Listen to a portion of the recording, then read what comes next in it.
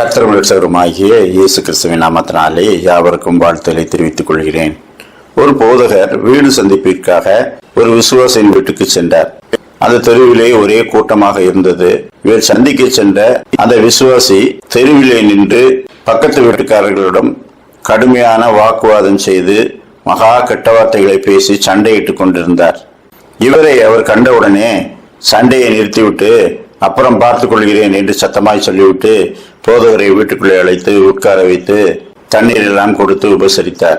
அப்பொழுது போதகர், இவர் இப்படி கடுமையான கெட்ட வார்த்தையை பேசி சண்டை போடுகிறாரே, இதை எப்படி கண்டிப்பது? நேரடியாக கண்டித்தால் அவர் ஏற்றுக்கொள்ளாமல் போகலாம், தன்னுடைய நியாயத்தை சொல்ல வரலாம். எனவே வசனங்கள் மூலமாக சொல்லுவோம்.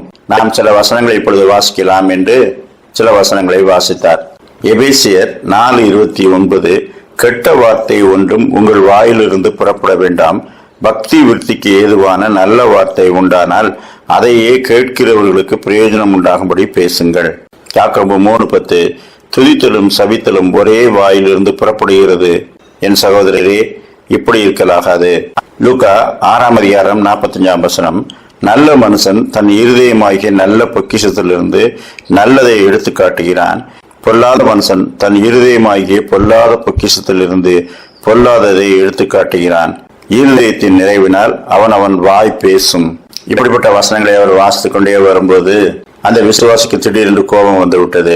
நான் பொல்லாதவனாகவே இருந்து விட்டு போகட்டும், அதனால் என்ன என்று கேட்டார். உடனே போதகர், ஐயா, நீங்கள் கழுத்தில் அணிந்திருக்கிற சிலுவையை பார்த்து சொல்லுங்கள். இயேசு கிறிஸ்துவின் சிலுவையை அணிந்திருக்கிற நீங்கள் இப்படிப்பட்ட காரியங்களை பேசலாமா என்று கேட்டார். உடனே அவர் இன்னும் அதிகமாய் கோபம் கொண்டு, நான் அணிந்திருக்கிறது இயேசு கிறிஸ்துவின் சிலுவை அல்ல, பிதாவே இவர்களுக்கு மன்னியும் என்று கேட்டவர். அப்படியெல்லாம் என்னால் செய்ய முடியாது. அதற்கு அடுத்த கள்ளன், நான் நடப்பித்தவைகளுக்கு தக்கதாகத்தான் அனுபவித்தேன், அடியனை நினைத்தருளும் என்று மனம் திரும்பினான். அவனுடைய சிலுவையும் இதுவல்ல, என்னுடைய சிலுவை அந்த மூன்றாவது கள்ளனுடைய சிலுவை. அவன்தான் இயேசு கிறிஸ்துவுக்கே சேலஞ்சு கொடுத்தவன். நீ தேவனுடைய குமாரனே ஆனால் உன்னையும் என்னையும் ரட்சித்துக் கொள் என்று தைரியமாய் சொன்னவன். மறிக்கும் பரியதமும் யாரும் என்னை மாற்றிவிட முடியாது என்று துணிகரமாய் அவன் சிலுவையிலே தொங்கிறவன். அந்த துணிச்சலான சிலுவையை தான் நான் என்னுடைய கழுத்திலே அணிந்திருக்கிறேன் என்று சொன்னார். உடனே போதகர், அப்படியானால் அந்த மூன்றாவது நபருக்கு அவனுக்கு என்ன கிடைத்ததோ அதுவே உங்களுக்கும் கிடைக்கட்டும், அதற்காக நான் ஜெபம் பண்ணுவோம் என்று அவர்கள் தலைகளை தாழ்த்தி, ஆண்டவரே, அவர் விரும்புகிறதை அருளி செய்யும் என்று ஜெபித்தார். ஜெபித்து விட்டு திரும்பி பார்க்காமல் போதகர் போய்விட்டார். கோபதாபங்களின் உச்சத்திலே மனுஷர்கள் நாம் என்ன பேசுகிறோம், எதை தேடிக்கொண்டிருக்கிறோம், நாம் அழிந்தாலும் பரவாயில்லை என்று உணர்வில்லாதவர்களாய் இருக்கிறார்கள். சில சபைகளிலே சண்டைகளை தீர்க்க போனால், நான் நரகத்துக்கே போனாலும் சரி, அவனை மட்டும் விடமாட்டேன், அவன் செஞ்சதை மட்டும் மன்னிக்க மாட்டேன் என்று சொல்வார்கள். நரகத்துக்கே போனாலுமா? அப்படி என்றால் நீங்கள் தேவாலயத்துக்கு எதற்கு வர வேண்டும்? வெளியிலே இருந்து விட்டால் ஆட்டோமேட்டிக்கா நரகத்துக்கு தான் போவீர்கள். தேவாலயத்துக்கு வர வேண்டும் என்றால் பரலோகத்துக்கு போக வேண்டும் என்ற விருப்பம் உள்ளவர்கள் தானே வர வேண்டும். இல்லை என்றால் இதைவிட சந்தோஷிப்பிக்கும் அநேக இடங்கள் வெளியிலே இருக்கிறது, அங்கே போய் அதற்கேற்ற பலனை அடைந்து கொள்ளலாமே.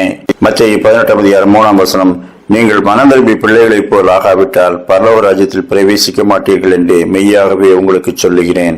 இது சாபமான வசனமா, ஆசீர்வாதமான வசனமா? சிந்தித்து கர்த்தரிடத்திலே திரும்புவோமாக. கர்த்தர் அப்படிப்பட்ட நல்ல சிந்தனைகளை இந்த நாளிலும் நமக்கு தந்தருள்வாராக. ஆமேன்.